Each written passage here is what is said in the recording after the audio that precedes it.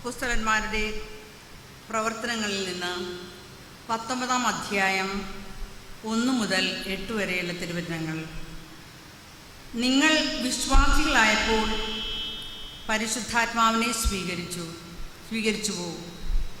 അപ്പോളോസ് കൊറിന്ത്യസിലായിരുന്നപ്പോൾ പൗലോസ് ഉൾനാളുകളിലൂടെ സഞ്ചരിച്ച് എഫെസസിലെത്തി. അവിടെ അവൻ ഏതാനും ശിഷ്യരെ കണ്ടു.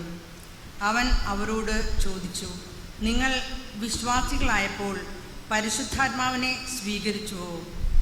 അവർ പറഞ്ഞു, ഇല്ല, പരിശുദ്ധാത്മാവ് എന്നൊന്ന് ഉണ്ടെന്ന് ഞങ്ങൾ കേട്ടിട്ട് പോലുമില്ല. അവൻ ചോദിച്ചു, എങ്കിൽ പിന്നെ നിങ്ങൾ ഏത് സ്നാനമാണ് സ്വീകരിച്ചത്?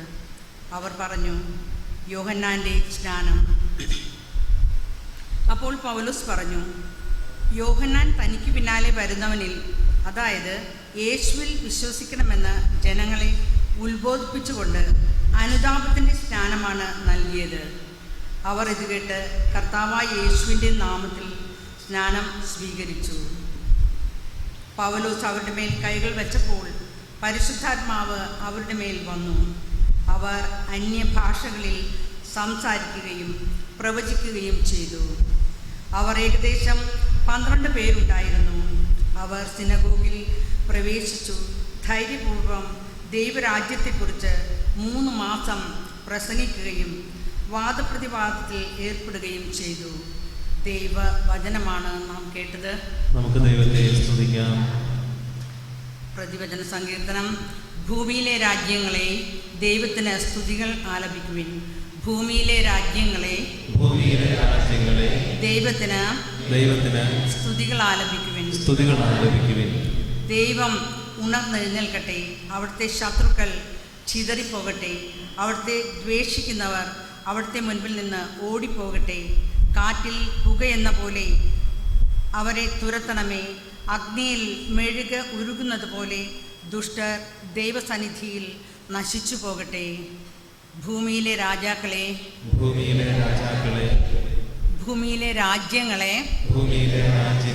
ദൈവത്തിന് സ്തുതികൾ ആലപിക്കുവിൻ. നീതിമാന്മാർ സന്തോഷഭരിതരാകട്ടെ. ദൈവസന്നിധിയിൽ അവർ ഉല്ലസിക്കട്ടെ.